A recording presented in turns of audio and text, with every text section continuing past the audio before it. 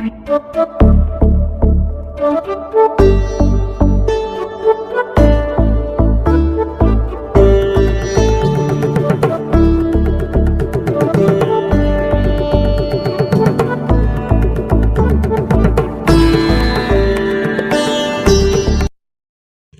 नमः। अभी आपने सूर्य के स्वरूप के विषय में पढ़ा।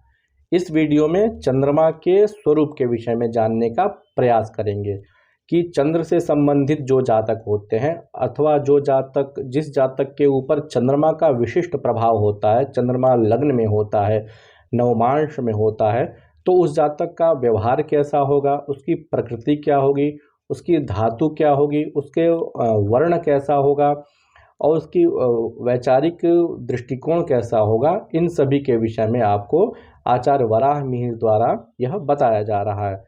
जैसा कि आचार्य वराह मिहिर कहते हैं, स्वच्छः प्राज्ञो गौरश्चपलः कफवातिको रुधिरसारः मृदुवाक् घृणी प्रियसखस्तनुवृत्तश्चंद्रमाः प्रांशुः। इसके अन्वय को आप देखें। स्वच्छः प्राज्ञः गौरश्चपलः कफवातिकः रुधिरसारः मृदुवाक् घृणी प्रियसखः तनुवृत्तश्चंद्रमाः प्रांशुः। यह अन्वय। इसकी अब संस्कृत व्याख्या को आप देखें। स्वच्छः धवलः प्राज्ञः पंडितः गौरः गौरवर्णः चपलः अस्थिरचित्तः कफवातिकः कफात्मकः रुधिरसारः रक्ताधिकः मृदुवाक् कोमलभाषी घृणी दयालुः प्रियसखः मित्रप्रियः तनुवृत्तः कृशवर्तुलशरीरः प्रांशुः उच्चः चंद्रमाः चंद्रः भवति। यह हुई इसकी संस्कृत व्याख्या। अब इसके हिंदी भावार्थ को समझ लेते हैं कि चंद्रमा का स्वरूप वास्तव में कैसा है जो पृथ्वी पर मनुष्यों के रूप में परिलक्षित होता है। तो आचार्य वराह मिहिर कहते हैं कि स्वच्छः अर्थात जो चंद्र से प्रभावित जो व्यक्ति होते हैं वो स्वच्छ होते हैं, अर्थात साफ सुथरे होते हैं। मतलब गंदगी से उन्हें घृणा होती है, गंदगी उन्हें प्रिय नहीं होती है। जहाँ पर भी रहते हैं साफ सुथरे दृष्टिकोण से रहते हैं और आसपास के वातावरण को भी साफ सुथरा रख करके ही किसी भी काम को करते हैं। तो स्वच्छः।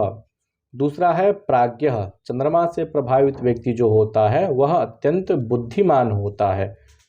और क्या होता है? चपलः और चंचल होता है। चंचल कहने का मतलब आचार्य ने यहाँ स्पष्ट किया है अस्थिर चित्तः, अर्थात उसकी जो बुद्धि है वह हमेशा चलायमान रहे, किसी भी एक वस्तु पर, विषय वस्तु पर वह स्थिर नहीं रह पाएगा, उसके मस्तिष्क में कुछ न कुछ हमेशा चलता रहेगा। तो वो चपलः अर्थात अस्थिर चित्तः। इसके बाद जो है कफवातिकः। कफ और वात अर्थात वायु, ये दो धातुएं चंद्रमा में पाई जाती हैं। जो रक्त, पित्त, कफ, वात, जो तीन धातुएं बताई गई हैं उनमें जो चंद्रमा की धातु होती है वह है कफ और वात। ये दोनों धातुएं चंद्रमा में प्राप्त होती हैं। इसके बाद रुधिरसारः। ऐसे व्यक्ति में रक्त की मात्रा अत्यधिक होती है। अन्य व्यक्तियों की अपेक्षा चंद्रमा से प्रभावित व्यक्तियों में रक्त जो शरीर में प्रवाहमान होता रहता है वह उसमें अत्यधिक मात्रा में पाया जाता है। पित्त और कफ की जहाँ पर चर्चा की गई थी तो सूर्य पित्त का कारक होता है, चंद्रमा कफ का कारक होता है। तो जिस व्यक्ति पर चंद्रमा का विशेष प्रभाव होगा तो वह कफ से पीड़ित रहेगा, अर्थात सर्दी, खांसी, जुकाम, ये जो ऋतु परिवर्तन होने पर जो स्वास्थ्य में विकार उत्पन्न होते हैं तो ऐसे जातकों में वह अत्यधिक मात्रा में पाया जाता है। इसके पश्चात मृदुवाक होता है, अर्थात उसकी वाणी अत्यंत कोमल होती है। किसी दूसरे से भी यदि वह बात करेगा तो सौम्य व्यवहार के माध्यम से ही वह बात करेगा। फिर चंद्रमा का क्या व्यक्तित्व है? तो वह दयालु होता है। मतलब ऐसे व्यक्ति अत्यंत दयालु होते हैं, मतलब भावनात्मक रूप से बहुत ही जल्द किसी दूसरे से जुड़ जाते हैं, दूसरों के सुख दुख से वह अत्यंत जुड़े हुए रहते हैं और दयालु होते हैं। दया इत्यादि के भाव उनमें अन्य ग्रहों के व्यक्तित्व की अपेक्षा अधिक होता है। फिर प्रिय सखा, ऐसे व्यक्ति हमेशा मित्रों के प्रिय होते हैं, अर्थात इनके जो मित्र हैं वो बहुत अधिक होते हैं। जो चंद्रमा से प्रभावित व्यक्ति होते हैं वह मित्रों से हमेशा घिरे रहते हैं, तो इसीलिए कहा गया है कि प्रिय सखा। फिर तनुवृत्तः, इनका शरीर जो है गोला रहता है।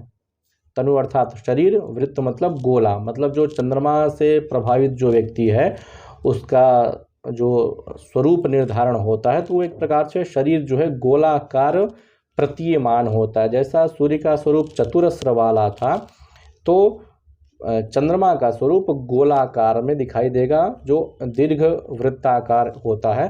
तो इस प्रकार से उसका स्वरूप प्रदर्शित होगा जो चंद्रमा से प्रभावित व्यक्ति होते हैं। पुनः प्रांशु, ऐसे व्यक्ति जो होते हैं उनकी कद काठी लंबी होती है, अर्थात वो ऊंचे होते हैं, सामान्य व्यक्तियों की अपेक्षा उनकी लंबाई अधिक होती है। और ये सभी जो गुण हैं वह चंद्रमा से प्रभावित व्यक्ति में मिलते हैं। जिस व्यक्ति का चंद्रमा अच्छा होता है तो ये सारे गुण उसमें मिलेंगे। आप एक उदाहरण के माध्यम से इस बात को समझने का प्रयास करें। जैसा कि सूर्य मेष राशि में है तो जिसके लग्न में सूर्य हो तो इसका मतलब वहाँ पर वह सूर्य मजबूत हुआ। तो सूर्य का जो स्वरूप बताया गया था पहले, वो सारे स्वरूप गुण धर्म इत्यादि वह उसमें मिलेंगे। तो यहाँ पर सूर्य मेष राशि में है अर्थात उच्च राशि में है और लग्न से ही शरीर इत्यादि का विचार किया जाता है। तो सूर्य का जो स्वरूप पहले बताया गया था कि जातक चतुरस्र वाला होता है, अत्यधिक ऊंचा नहीं होता है, लंबा नहीं होता है, तनुकेश होता है, मतलब अल्प ही केश उसके होते हैं, पित्त प्रकृति का होता है, हड्डियां मजबूत होती हैं। तो ये सभी गुण जो है उस जातक में पाए जाएंगे। ठीक इसी प्रकार से आप चंद्रमा का भी समझ सकते हैं। लग्न में मान लीजिए वृषभ राशि है और वहीं पर चंद्रमा है तो वह चंद्रमा वहाँ पे मजबूत हुआ।